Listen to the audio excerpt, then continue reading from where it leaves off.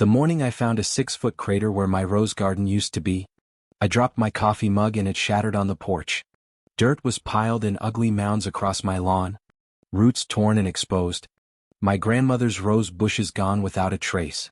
I stood there in my robe, barefoot on broken ceramic, staring at the wreckage of 11 years of careful gardening. My name is Claire Bennett, and this is the story of how my quiet suburban life turned into a legal war. The woman responsible for this destruction was Karen Whitmore, president of our homeowners association board. I'll admit, at first I just wanted an apology. I had no idea how far this would go. I moved into Willow Creek Estates in Ohio 9 years ago, chasing the American dream of a quiet cul-de-sac. My husband Mark and I had saved for years to buy this house. Small but ours, with a backyard perfect for a garden. Karen Whitmore had been HOA president for 6 years, and everyone on our street feared her clipboard. She measured grass height with an actual ruler and once fined a family for a mailbox flag tilted 2 degrees. Most neighbors just paid up and stayed quiet, because fighting Karen meant fighting endless letters and threats of liens. I wasn't like most neighbors. I'm a paralegal. I read contracts for a living, and I read our HOA bylaws cover to cover. That morning, staring at the crater, I called Karen directly, voice shaking with disbelief and fury. "Oh, that," she said breezily. "We had survey work done. Your garden was encroaching on common easement." Encroaching? My roses had been there for 11 years, never once flagged by any inspection or notice. I asked for documentation. Karen laughed and said, "You'll get what the board decides to give you." That laugh. I'll never forget that laugh. It was the sound of someone who believed she was untouchable. I hung up, sat on my torn-up lawn, and made a decision that would change the next 6 months of my life. I was going to find out exactly what happened to my garden and exactly what Karen Whitmore was hiding. Little did I know, this crater was only the surface of something much bigger Karen had been building for years. Willow Creek Estates looked like a postcard. 42 homes around a man-made pond, manicured to HOA perfection. Karen ruled from a converted sunroom she called the command center, walls covered in resident violation photos. She'd been elected president after the previous one. A kind retiree named Harold mysteriously resigned overnight. Nobody ever asked why Harold left so suddenly. In hindsight, that should have been my first red flag. My neighbor Priya, 2 doors down, warned me early on, never argue with Karen. She always finds a way to win. I used to nod along, avoiding conflict, paying fines for absurd violations just to keep the peace. Then came the garden. Then came the crater. And peace was no longer something I was willing to buy. Mark wanted to let it go. "It's just flowers, Claire. Pick your battles," he said, exhausted after a long shift. But it wasn't just flowers to me.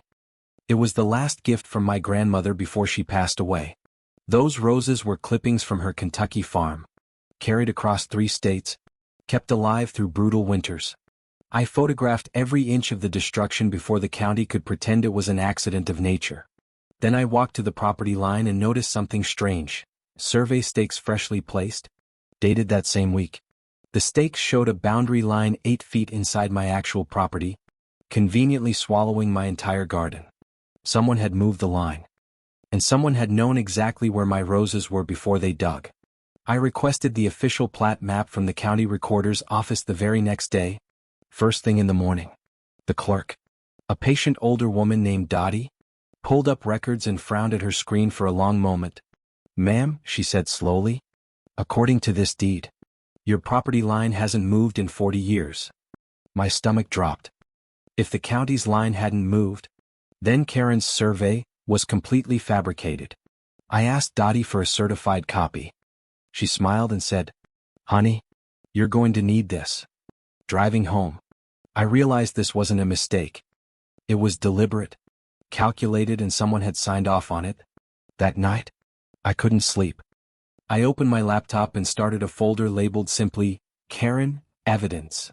It would grow into hundreds of documents before this was over, but that night, it held just 3 files. The next morning, a notice appeared on my door, violation, unauthorized landscaping damage. Fine, $500. I stared at it twice to make sure I wasn't misreading. They dug up my garden and fined me for the mess. I called Karen again and this time I recorded the call. My paralegal instincts finally kicking into gear. You destroyed my property, I said calmly. And now you're fining me for the damage you caused? The board found landscaping debris on common property, Karen replied. Cool as ice. Rules are rules, Claire. I asked which board members voted on this. She said the vote was unanimous and hung up before I could ask more. Unanimous. That word would come back to haunt her, because I was about to learn the board had only 3 members, and one of them, I'd soon discover, had been out of the country the entire week of this so-called vote. I contacted my friend Denise, an actual real estate attorney I'd worked with years earlier on a title dispute.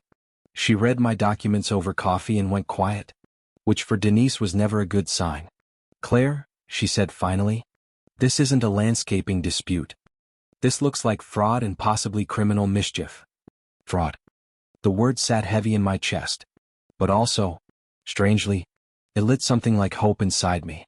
Denise agreed to help unofficially, guiding my strategy while I built the case myself, piece by piece.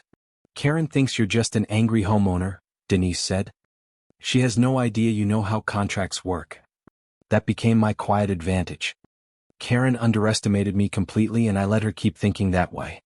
I started attending every HOA meeting, sitting in the back, saying nothing, writing down everything. Karen barely noticed me. To her, I was just another resident who'd eventually cave, pay the fine and disappear. She had no idea I was building a folder that would one day end her reign over Willow Creek Estates completely. The next HOA meeting was held in the clubhouse. Folding chairs arranged in neat rows facing Karen's podium. She opened with her usual routine, reading violation notices aloud, naming residents, enjoying every second of it. When she reached my name, she smiled directly at me. The Bennett property. Unresolved landscaping fine. I raised my hand calmly. I'd like the minutes reflecting the board vote that authorized digging on my land. A ripple went through the room. Nobody had ever asked Karen to produce actual documentation before. Karen's smile flickered, just for a second, before she recovered. That information isn't public record, Claire. Actually, I said, pulling out our HOA bylaws. Section 7.2 requires board votes be documented and available. The room went dead silent. Even the treasurer, a nervous man named Gary, shifted uncomfortably in his seat. Karen said she'd look into it and moved on quickly, but I saw something new in her eyes, irritation. After the meeting, Priya caught up with me in the parking lot, eyes wide. Nobody's ever pushed back like that. Someone had to start, I told her, though inside, my heart was pounding like I'd run a marathon. That week, I filed a formal records request under our HOA's own bylaws, demanding meeting minutes and vote logs. Karen had 30 days to respond. I marked my calendar and started counting down, evidence folder growing daily. Meanwhile, I hired a licensed surveyor myself, a straightforward man named Tom who specialized in boundary disputes. Tom walked my property with his equipment and confirmed what Dottie at the county had already told me. Your line hasn't moved, Tom said, tapping his tablet. Whoever staked this 8 feet in was completely wrong. I asked if he could testify to that professionally. He nodded. Happy to. This is a clear, documented case. One battle won, quietly, in the background, while Karen still believed I was just another frustrated homeowner. Then something unexpected happened. Gary, the nervous treasurer, called me from a number I didn't recognize. I need to talk to you, he whispered. But not on the phone. Not anywhere Karen might hear about it. We met at a diner 2 towns over, Gary glancing at the door every few minutes like he was being followed. There was no vote, he confessed, hands trembling around his coffee cup. Karen just told us it happened. My pulse quickened. This was the crack in the wall I'd been searching for since that crater in my yard. Will you say that in writing? I asked gently. Gary hesitated, then nodded slowly. I'm tired of being scared. He explained that Karen had been forging signatures on board documents for over 2 years. Not just with me.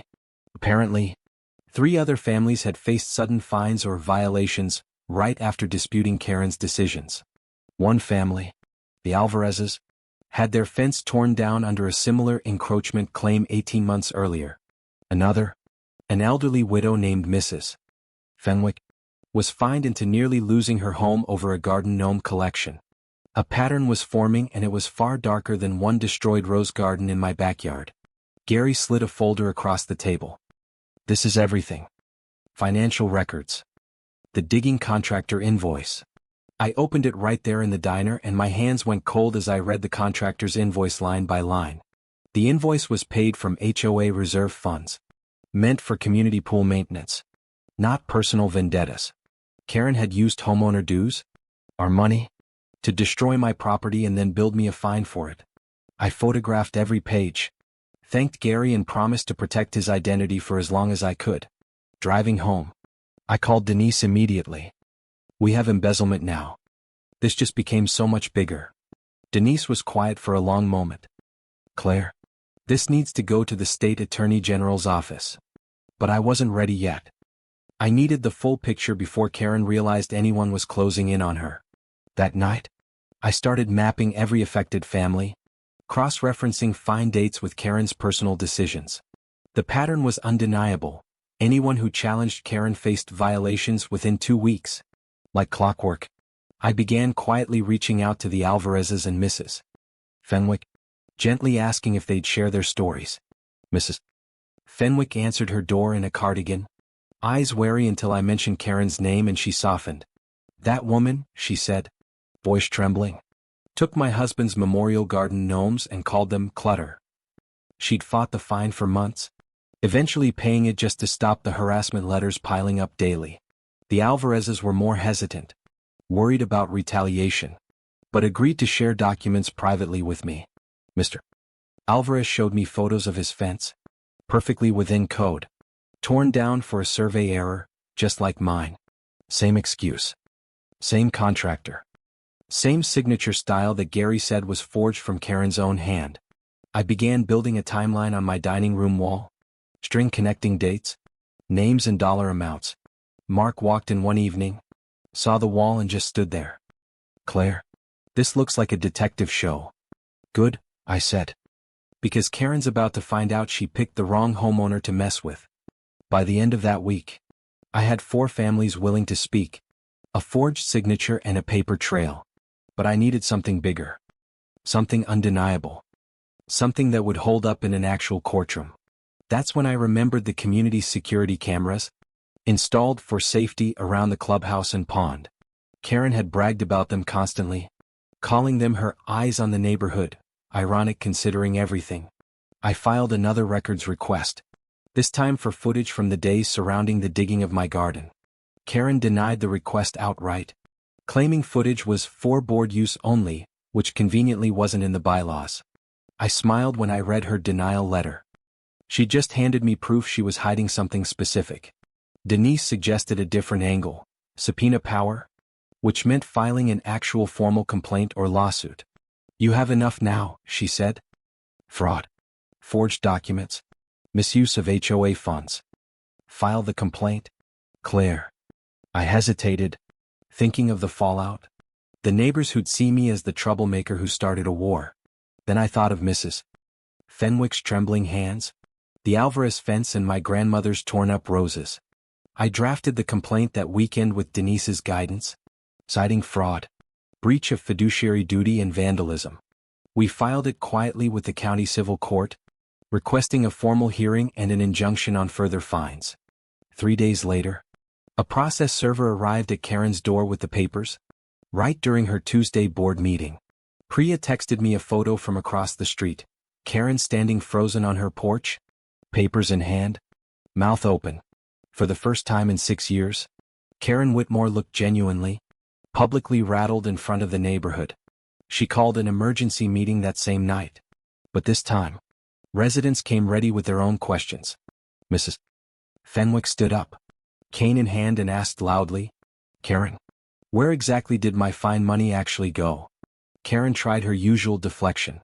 But Gary, sitting quietly in the corner, finally spoke up in front of everyone. There was no vote on the Bennett fine, he said, voice shaking but clear. I never approved that. Gasps rippled through the clubhouse. Karen's carefully built authority cracked wide open in front of 40 neighbors. "You're all being manipulated by a disgruntled homeowner," Karen snapped, pointing directly at me across the room. "I have a forensic surveyor, forged signatures and a paid invoice from HOA Reserves," I said. "Care to explain?" The room fell into stunned silence. Even people who'd always sided with Karen looked at her differently now. She stormed out without answering a single question, slamming the clubhouse door hard enough to rattle the windows. That night marked the true turning point. Karen was no longer untouchable and everyone finally saw it clearly. Word spread fast through Willow Creek. By morning, 3 more families had messaged me with their own stories. One man, Jerry Osei, revealed Karen had blocked his home addition permit out of pure personal spite. Another woman shared texts where Karen threatened to make her life difficult after a simple parking dispute. My folder, once thin, now bulged with statements, screenshots, invoices and sworn declarations from 6 households. Denise reviewed everything and gave a rare, wide smile. "Claire, this isn't just a case. This is a pattern of abuse." We prepared to file an amended complaint, adding embezzlement charges based on Gary's financial documents. But Karen wasn't done fighting. She had one more move left and it was uglier than anything before it. A week later, county code enforcement showed up at my door, citing an anonymous complaint about unpermitted work. I hadn't touched my property since the digging. There was no work being done. This was pure retaliation. The inspector, a tired man named Frank, apologized privately. "Ma'am, this complaint came from a burner email." He showed me the email address on his tablet, an account created just 2 days earlier, oddly specific in detail. I traced the timing back to exactly 1 hour after Karen stormed out of that emergency meeting. Coincidence? I didn't think so, and neither did Frank, who quietly closed the complaint as unfounded on the spot. Karen was getting desperate, and desperate people make mistakes. Careless mistakes that leave trails behind them. That trail led straight to her personal laptop, which, as I'd soon discover, contained far more than she realized. The lawsuit officially entered discovery phase, meaning both sides had to exchange documents under court order. Karen's attorney, a slick young man named Dale, tried to argue the fines were standard HOA enforcement practice. But discovery meant Karen had to hand over emails, financial records and board communications going back years. Dale clearly hadn't read everything his client sent him, because what arrived was a goldmine of incriminating evidence. Among the emails was a message from Karen to the landscaping contractor, dated a full week before my violation. It read, "Handle the Bennett property Thursday morning. Discreetly. Bill it under pool maintenance as discussed." Discussed. That single word proved premeditation. Planning. Exactly what Denise needed for the fraud charge. I stared at that email for a full minute, feeling something between vindication and pure disbelief wash over me. Karen hadn't made a spontaneous mistake. She had planned the destruction of my garden a week in advance. Further emails revealed the same pattern with the Alvarez fence, timed perfectly after their permit disagreement. Denise flagged over a dozen emails showing Karen instructing contractors to bill personal vendettas as maintenance. The HOA's reserve fund, meant for pool repairs and common area upkeep, had bled nearly $40,000. $40,000? Funneled through fake maintenance invoices, funding Karen's private war against dissenters. Gary's financial records matched perfectly, corroborating every cent, every date, every falsified board approval. Denise filed a motion requesting a forensic accountant review the HOA's full financial history for 3 years. The judge, a no-nonsense woman named Judge Alvarado, granted it immediately, clearly troubled by what she'd seen. Meanwhile, Karen tried a new tactic, sending a mass email to residents calling my lawsuit baseless and vindictive. She claimed I was targeting a hard-working volunteer who had sacrificed years for the community's benefit.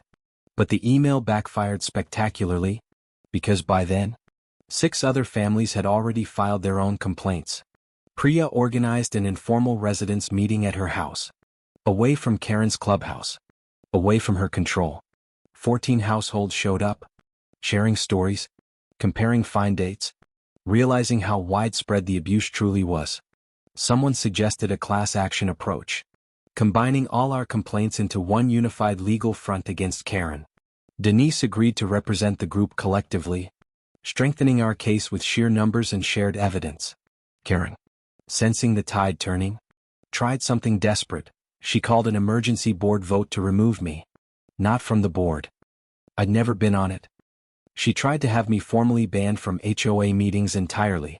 The bylaws, ironically the same ones Karen had ignored for years, didn't allow banning residents from meetings. Gary, now fully cooperating with our side, refused to sign the ban, leaving Karen without a quorum to pass it. Furious, Karen tried to hold the vote anyway, only for Judge Alvarado's office to issue a restraining order. The order barred Karen from taking any further board action until the fraud investigation fully concluded. For the first time since I'd moved to Willow Creek Estates, Karen Whitmore had no power left to wield. Discovery uncovered something even darker. Karen had been HOA president illegally for the past 2 years. Board term limits? Buried in Article 9 of our bylaws. Capped presidency at 4 consecutive years? No exceptions. Karen had simply skipped elections entirely, forging meeting minutes to claim she'd been re-elected unanimously. Harold, the previous president who resigned mysteriously, finally agreed to speak with Denise on the record. Harold hadn't resigned at all. Karen had forged his resignation letter and quietly informed the county herself. He'd moved away shortly after, believing he'd simply lost the election, never knowing the truth until now. This was the twist that changed everything. Karen wasn't just fraudulent with fines. She'd stolen the presidency itself. Every decision she'd made for 2 years, every fine, every fund transfer, was potentially legally void from the start. Denise's eyes lit up reading Harold's statement. Claire, this isn't a civil case anymore. This is criminal fraud. The state attorney general's office finally got involved, opening a formal investigation into Karen Whitmore. Investigators seized Karen's laptop, financial records and years of HOA correspondence under a court order. Karen's own basement, it turned out, contained boxes of shredded documents she'd never fully destroyed. A forensic tech recovered partial fragments, enough to confirm forged signatures spanning multiple residents. Meanwhile, at a routine hearing, Karen arrived in an expensive blazer, composed, ready to fight for her image. But when Judge Alvarado read the charges aloud, embezzlement, forgery, fraud, Karen's composure finally shattered. This is a witch hunt, she hissed at her attorney, loud enough for the front row of reporters to hear clearly. Yes, reporters. The local news had picked up the story, HOA president accused of years-long fraud scheme. Cameras caught Karen storming out of the courthouse. Refusant comment? Sunglasses failing to hide her fury. Neighbors who once feared her now watched the 6 o'clock news with popcorn, openly laughing at her downfall. Even Dale, her attorney, quietly requested to withdraw from the case, citing irreconcilable differences with his client. Karen was left scrambling for new representation, her reputation crumbling faster than she could rebuild it. I sat in my kitchen that night, watching the news segment, feeling something I hadn't felt since the crater appeared. Relief. Not triumph yet, but relief, knowing the truth was finally too loud for anyone to ignore anymore. Denise called with an update. The county was freezing HOA reserve accounts pending the fraud investigation's outcome. That meant Karen couldn't touch a single dollar, couldn't fund more contractors, couldn't find another family. The board, now legally questioned in its entirety, was suspended pending a court-supervised special election. For the first time in years, Willow Creek Estates residents would choose their own leadership. Fairly, honestly. Karen tried one final move. She offered to settle privately with me, paying for the roses if I dropped everything. I almost laughed reading her lawyer's email. She thought a check could undo 2 years of documented fraud. Tell her no, I told Denise. This isn't about roses anymore. This is about every family she hurt. Word of her settlement offer leaked to the other families, who unanimously agreed, we were finishing this together. The criminal trial date was set for early spring, 6 months after that crater first appeared in my backyard. In the meantime, Denise and I prepared for the civil hearing, seeking full land restoration and damages owed. We calculated everything, the roses, the labor, emotional distress and punitive damages for premeditated fraud. The total came to just over $80,000, a number that made Karen's own attorney visibly wince. Mrs. Fenwick. The Alvarezes and Jerry Osei filed their own damage claims, each backed by solid documentation. Combined, the residents' claims against Karen and the compromised HOA account exceeded $200,000. Karen's personal assets, it turned out, were far less impressive than her expensive blazers had suggested. She'd spent years funneling HOA money into her own home renovations, a fact the forensic accountant confirmed. A new granite countertop, purchased the same month my roses were destroyed, traced directly to a fake invoice. That detail alone made the local news twice, residents nicknaming it the Karen countertop with bitter humor. As the trial approached, Gary agreed to testify fully, protected now by a whistleblower cooperation agreement. Harold flew back for the trial too, ready to confirm his forged resignation letter in front of the jury. Mrs. Fenwick, despite her age, insisted on testifying herself. That woman took my husband's memory. I'll speak. The morning of the trial, I stood outside the courthouse, Mark's hand in mine, watching reporters gather. Karen arrived without her usual entourage of admirers, just her new attorney and a face drained of confidence. Inside, the prosecution laid out 2 years of forged documents, falsified votes and stolen presidency claims. My testimony took nearly an hour, walking the jury through the crater, the fake survey, the fabricated fine. When I described my grandmother's roses, I saw one juror wipe her eyes and Karen's jaw tighten visibly. The defense tried arguing miscommunication and good faith enforcement, but the emails told a different story entirely. Under cross-examination, Karen finally broke, admitting she'd forged Harold's resignation to protect the community. Protect the community from what? The prosecutor asked calmly. Karen had no real answer, only silence and tears. The jury deliberated for less than 4 hours before returning with guilty verdicts on all major counts. Fraud, forgery, embezzlement. Karen Whitmore's reign over Willow Creek Estates officially ended in that courtroom. The judge sentenced her to restitution payments, probation and a permanent ban from serving on any HOA board. She was ordered to personally pay for the full restoration of my garden, roses included, down to the last shrub. Mrs. Fenwick's gnomes, the Alvarez fence, Jerry's addition permit, all reversed, restored, made right by the court. Karen sold her house within 2 months, moving away quietly. No goodbye party, no farewell committee this time. Willow Creek Estates elected new leadership that spring. Priya as president, with Gary staying on as treasurer. My roses bloomed again the following summer, grown from cuttings Priya had secretly saved before the digging.